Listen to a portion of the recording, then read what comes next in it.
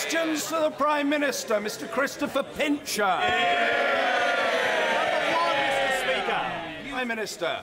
Thank you, Mr. Speaker. Before listing my engagements, I'm sure the whole House will wish to join me in congratulating the Duke and Duchess of Cambridge on the birth of their son, His Royal Highness Prince George of Cambridge. I'm sure I speak for the whole nation in sending our congratulations and wish them and Prince George a very happy and healthy life. I can assure honourable members they will be able to offer their own congratulations next Monday when the formal motion is moved in the proper way.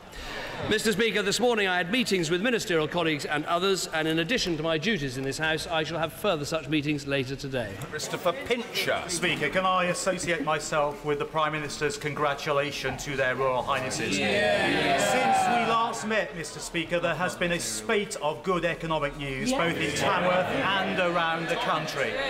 Unemployment is down and the economy is growing. Manufacturing is up, exports are up, construction is up. Isn't it time for those that still propose it to stop messing around, give it up and abandon Plan B?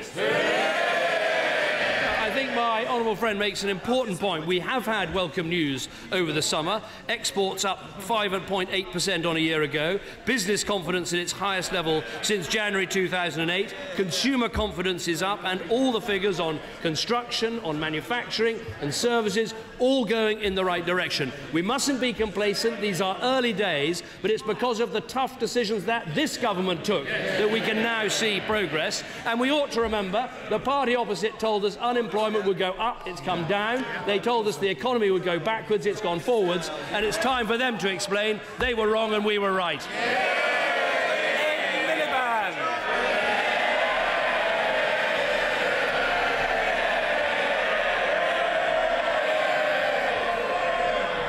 Mr. Speaker, I join the Prime Minister in congratulating the Duke and Duchess of Cambridge on the birth of Prince George, and I wish all of them all of the happiness in the world.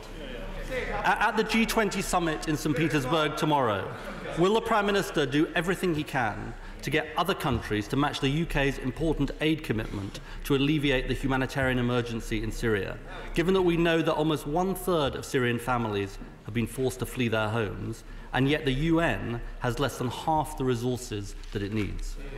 Prime Minister. Well, of course I will be taking that action because Britain has a very proud record on humanitarian aid, not just in this conflict but in many previous conflicts. In this one we are actually the second largest aid donor that there has been. We've spent over £400 million. It's very important at the G20 to make a number of points clear. Our absolute revulsion at the use of chemical weapons, our desire for a peace process, but I think above all getting donor countries together and making sure we do everything we can, that they live up to their responsibilities, and we do everything we can to help the Syrian people in their hour of need.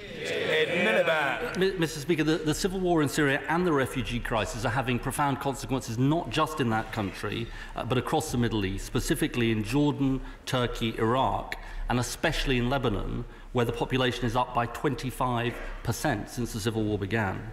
What specific support, beyond the welcome humanitarian assistance that his government is providing, can Britain give to these countries to help them deal with the burden on their infrastructure, their economies, and their wider societies? Prime Minister. Seen for myself, having been to a refugee camp in Jordan, just how great the pressures are. That refugee camp in Jordan is now one of the biggest cities that there is in that country. We have well-funded embassies, well-funded diplomatic networks, very close relations with Lebanon, with Jordan, and obviously a close relationship with the Turks as well. We're doing everything we can to help and advise them. We're well placed to because we're spending serious money on the humanitarian aid programs. But at the end of the day, what we need is a solution to the Syrian crisis. We need the peace process to be put in place, and we also need to make sure we're absolutely clear about our revulsion in terms of chemical weapons, and we should be making sure that our aid programme is also helping give Syrian people protection from the appalling chemical weapons attacks that they've suffered. Mr. Speaker, the revulsion at the chemical weapons attacks is shared on all sides of this House, as the debate last Thursday made clear. And I wanted then to come on to the issue that the Prime Minister raised, which is getting the talks going between the warring parties. The opposition Syrian National Council is meeting, I believe, the Foreign Secretary in the next couple of days. Can the Prime Minister tell us what work he is doing with them, with the Syrian National Council, to make those talks in Geneva happen? Minister. The work we're doing with the Syrian National Council is really twofold. One is that we want to support those elements of the Syrian opposition that support a pluralistic, democratic and free Syria. That is what our engagement with them has been all about.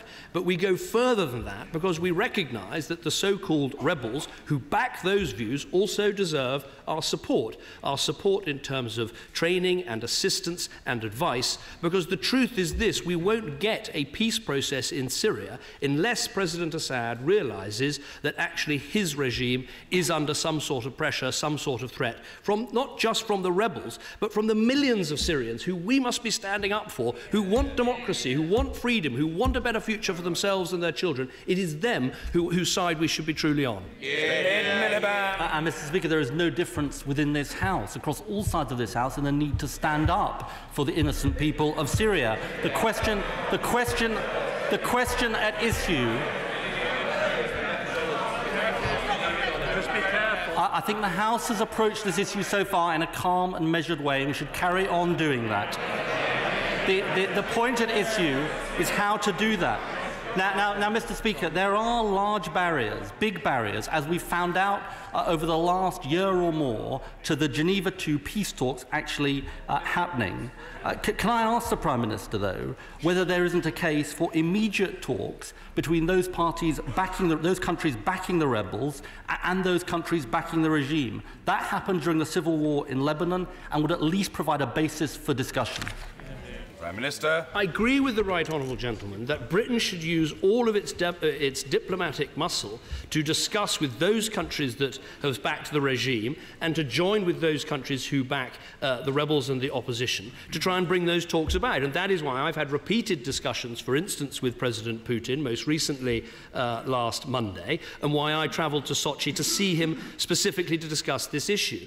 But I come back to this point. It's all very well for the countries supporting either side to want these peace talks to take place. What you also need is for those people involved in the conflict in Syria to recognise it's in their interests to see a peace process start to begin. Now, I think we can convince the Syrian National Council it's in their interest, because a transition could lead to genuinely free elections and change for Syria. But we need the regime, Assad himself, to realise that it is in his interest, because there is no victory he can win against his own people. And for that to happen, we do need to take, and the world needs to take, a very tough response to things like chemical weapons attacks. Now, I accept that Britain can't be part and won't be part of any military action on that front, but we must not in any degree give up our utter revulsion of the chemical weapons attacks that we've seen, and we must press this point in every forum of which we're a member. Mr. Speaker, nobody disagrees with our revulsion at the use of chemical weapons. As I say, the question is how to deal with it. Now, the thing I said to the Prime Minister is that given the difficulty of getting direct talks moving between the Syrian government and the opposition, whether there isn't a case for getting the regional partners involved. Now, we all know the role Iran has played in fueling this conflict.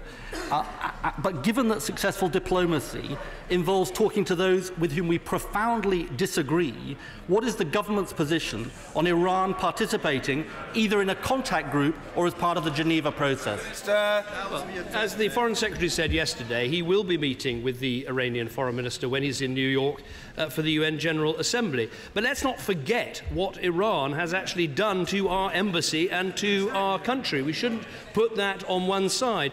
The point I'd make to the right honourable gentleman is, of course, we all want these peace talks to take place. We all want Geneva II to happen. But we can't want it more than the participants involved in Syria's bloody conflict. And we have to make sure it's in their interests that these talks go ahead. And that's why, yes, diplomacy is important, but the work we do with the Syrian opposition that supports democracy, that supports a pluralistic, fair and free future for Syria, that is important. They are standing up for millions of Syrians who've been bombed and blasted out of their houses. Those are the people you need to talk to in the refugee camps in Jordan and elsewhere to see how they feel, how badly the rest of the world is currently letting them down. Mr. Speaker, nobody disagrees with that, or indeed the view we take about Iran's behaviour. The question is, how are we going to bring the parties together, including the regional parties? And finally, Mr. Speaker, does he accept that there remains support across the country for Britain taking every diplomatic, political and humanitarian effort to help the Syrian people. And last week's vote was not about Britain shirking its global responsibilities. It was about preventing a rush to war. Last week, the House of Commons voted clearly, and I've said I respect the outcome out of that vote, and I won't be bringing back plans for British participation in military action. I agree with him we must use everything we have in our power, our diplomatic networks, our influence with other countries, our membership of all the key bodies, the G8, the G20, the UN, the EU, NATO, is use all that influence to bring to bear. My only regret of last week is I don't think it was necessary to divide the House on a vote that could have led to a vote, but he took the decision that it was.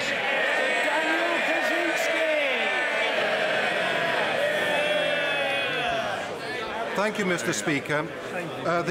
We hear today the UK Services Business Activity Index is at its highest level for 6.5 years. Does this not show that the government's economic policies are working? And will the Prime Minister commit to ensuring our increased prosperity helps to pay for Shrewsbury's North West Relief Road?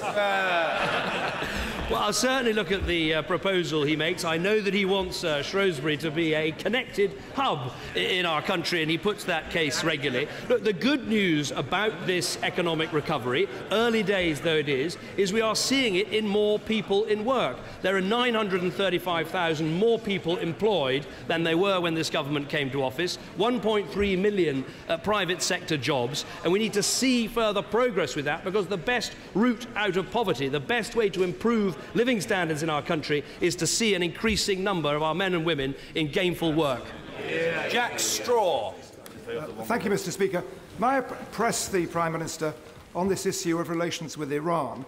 With respect to him, his previous answer sounded as if he'd taken no account of the fact that since our embassy was outrageously sacked by Ahmadinejad and his thugs, there has been an election in Iran, however imperfect, that has led to a different individual, Hassan Rouhani, becoming president, who, to my certain knowledge, is someone the West and the British Prime Minister can deal with. Could I ask him to look very carefully with the Foreign Secretary at how we take steps now to improve relations with Iran, identify those matters of common interest, and try to get them involved in solving Syria? Prime Minister. I agree that the election of a president who has a greater commitment to reform is a positive step, and I have written to President Rouhani to raise a series of issues that need to be settled between Britain and Iran, and above all we need to see progress on what President Rouhani himself has said is important, which is trying to come to an agreement where Iran gives up the idea of nuclear weapons, and in return we see some relief on sanctions. That would be major progress, but we should do this not from a position of just hoping for the best. We've seen what this country, Iran, has been capable of in the recent past, so should we go into these sorts of discussions very, very cautiously. Alan Cairns. Does the Prime Minister agree that accuracy of statistics are vital to inform public debate? Is the Prime Minister aware that 4% of the people believe that Elvis is still alive? Double the number we hear today that think that the member for Doncaster North is not a natural leader. Well, I can see my honourable friend he's certainly put his summer to very good use, and I'm grateful for his question. Obviously, you need to see a run of opinion polls before you can see a true trend. This is Margaret Beckett. Why does the Prime Minister believe?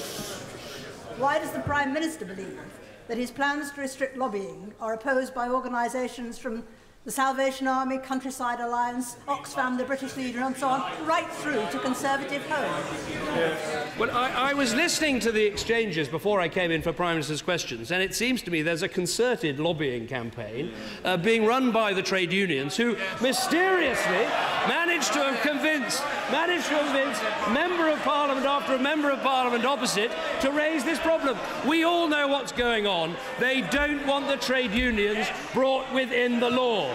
They want the trade unions to go on spending millions after millions trying to alter an election campaign rather than having them properly controlled by the law. That's what the lobbying bill's about. Thank you, Mr. Speaker. The UK economy is set to benefit from around £50 million by hosting the epic Clipper Round the World yacht race, which kicked off this week. Will the Prime Minister come to Gosport to see for himself one of the UK's top marine and sailing hubs and to personally congratulate Clipper Ventures, who are literally flying the flag for Britain's tourism, trade and water sports? Prime Minister. Well, I think my honourable friend is absolutely right. I've seen a model of this incredible vessel, and I join her in welcoming the fantastic contribution that Clipper Ventures makes to the British economy. It was great to see the race leave London for the first time, and even better to see that the flotilla was led by a British boat and superbly supported by the great campaign. I'll certainly take into account her kind invitation to come to Gosport, but I wish Sir Robin Knox-Johnson well and all those taking part. Jeremy Corbyn. I take the Prime Minister back to the answer he gave to my friend, the member for Blackburn, a few minutes ago. Can he be more positive about building better relations urgently with Iran as one of the keys, one, not all, of the keys to bringing about a peace process in Syria and across the whole region? Simply attacking Iran all the time isn't going to bring them to the negotiating table. It's much better he's more positive about it.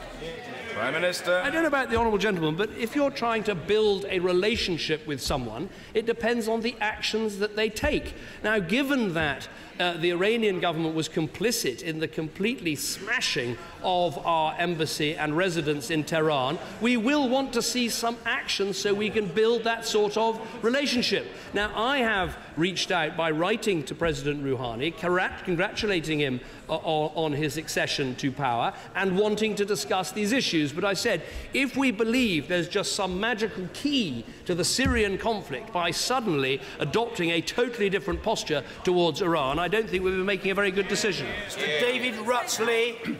Last week we saw the proportion of households with no one in work fall to the lowest level since records began.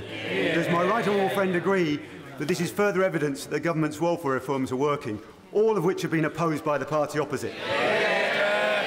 I think my honourable friend makes a very good point. In the second quarter of 2013, there are 3.5 million workless households in the UK. That is down 182,000 on the year and is down 425,000 since the election. And each one of those statistics tells a story about people who will be able to get into work, provide for their family, make something of their lives. We should be proud of the welfare reforms that we have put through, every single one opposed by the party opposite. We haven't just saved £83 billion of welfare measures that they opposed, but we've actually given hope to millions of families in our country. Dame Joan Ruddock. Like the Prime Minister, I condemn the chemical attacks in Syria, but is it not time for some joined-up thinking? Surely an American strike now would squander the opportunities offered by the new Iranian leadership and by the new US initiative in Palestine. Will the Prime Minister do what the British people want, insist that the G20 searches for a way to bring about a ceasefire rather than a new bombing raid? Prime Minister.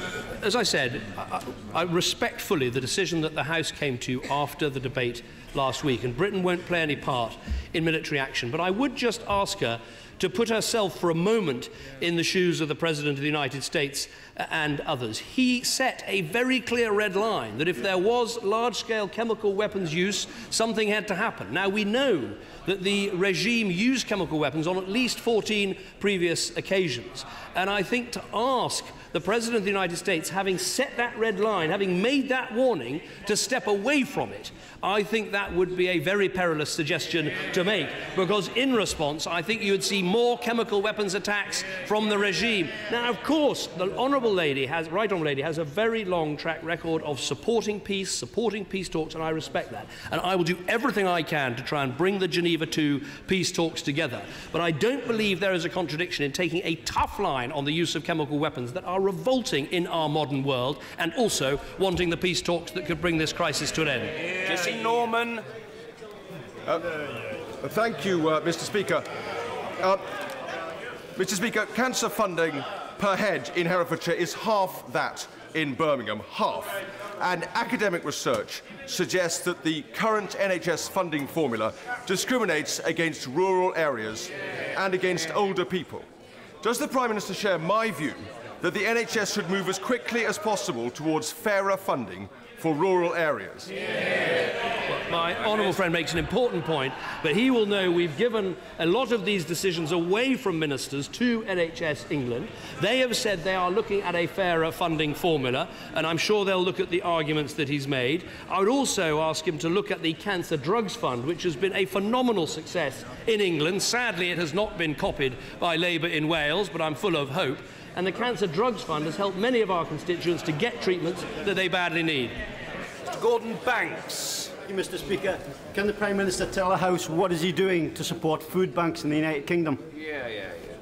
Well, what we have done is something that the food bank movement had been asking for years, but Labour didn't grant to them because they were worried about the PR, and that was the ability to say to people in Job Centre Plus who needed help that they could go to a food bank. Now, that might be something that Labour didn't want to do because it was bad publicity. We did it because it was the right thing. Neil Parish. Thank you very much, Mr. Speaker. Does the Prime Minister agree with me that the combination of the good weather, our deficit reduction and our control on public spending has given confidence to business and individuals to create 1.3 million jobs? However, given these encouraging figures, is he somewhat surprised that the Leader of the Opposition still believes that our policy would cost 1 million jobs? Well, of course, my honourable friend could add into the good weather the fact that Andy Murray won Wimbledon and England retained the Ashes. There was much good news to be had over the summer, but I think it is important we recognise what has brought this good news about. There was a key judgment that parties had to make about whether in this Parliament to get to grips with the deficit and take the tough decisions that we needed to turn our country round. We made those tough decisions on this side of the House. The party opposite ducked every single one of them. Bridget Phillipson. Thank you, Mr. Speaker. The government is right to extend free nursery provision to disadvantaged 2-year-olds, but however, figures show that 4 in 10 councils won't have sufficient places. Can the Prime Minister guarantee that all of those children promised a place will actually have one?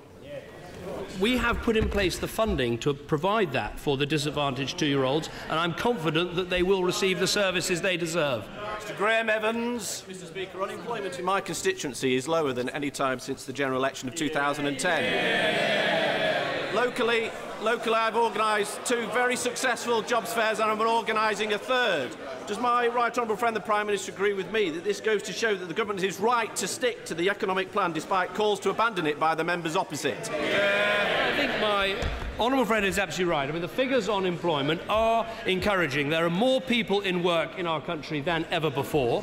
There are more people in private sector employment than ever before. There are a record number of women in work in our country, and almost 1 million more people in work compared with the situation that we inherited. At some stage, the party opposite is going to have to get off the fence and admit they got it wrong. They were wrong. But even today, the Shadow Chancellor is saying he's going to borrow even more. Even when we've started turning around the economy, he's learned absolutely nothing. These have enjoyed a £3.3 billion profit windfall, while ordinary families face energy bills going up by £300 a year. Why has the Prime Minister failed to stand up to energy companies and get a better deal from the energy market for ordinary families? I don't know where the Honourable Lady was during the debate on the energy bill, but it's this government that's legislating to make sure that people are put on the lowest tariffs. This government has done that when the leader of the Labour Party was Energy Secretary, when incidentally bills went through the roof. There was none of this sort of action. Mr. Geoffrey Clifton-Brown. Thank you, Mr. Speaker. Given that the ONS has revised its figures upwards for growth of 0.7%, that there are a record number of apprenticeships and very low unemployment in the Cotswolds, very good conditions for young people to get into work, does my right honourable friend think that all of this would have been achieved if he'd taken the advice of the Shadow Chancellor. Prime Minister. It's very interesting what my honourable friend says. Every time there's a question about the economy, about the fact there are more people in work, there are more businesses getting established, that our economy is growing, the party opposite don't want to hear a word of it. They know what the whole country can see. Britain is succeeding and Labour is failing. Mr. Stephen Gelty. Will the Prime Minister accept any responsibility for the fact that it is now forecasted that on wages, working people will, by the time of the election, on average have lost £6,660 in real terms while he's been in number 10? Let me tell him there's only one sustainable way to get living standards up, and that's to get the economy growing, which we're doing. That is to cut taxes, which we're delivering, and that's to keep mortgage rates low, which we're doing. And the fact is, if we listen to the party opposite, who only have one plan, to spend more, borrow more and build up more debt, we'll be back to where we started. Sir Peter Tapsell.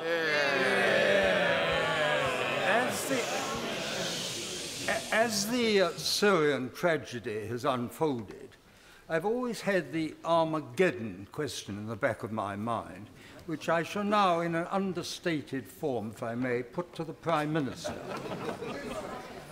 If the Americans illegally bombard the Assad forces and Assad legally invites the Russians in to degrade the rebels, what will NATO do?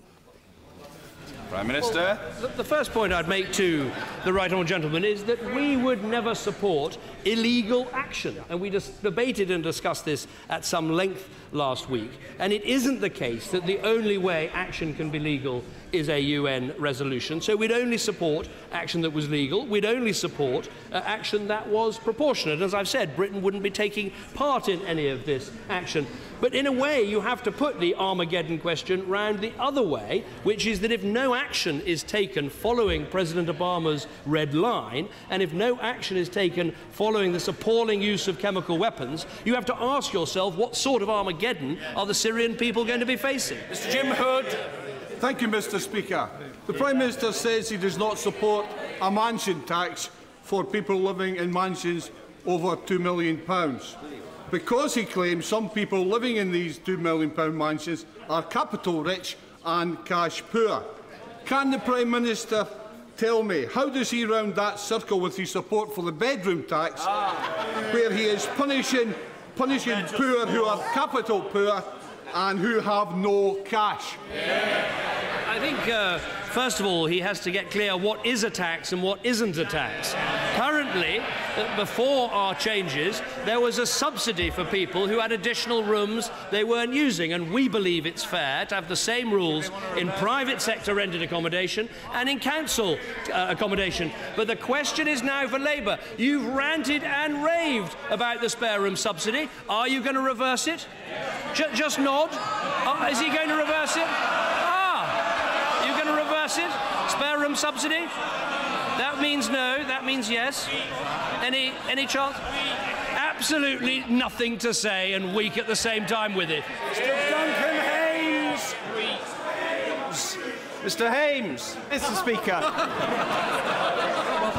Thank you, Mr. Speaker.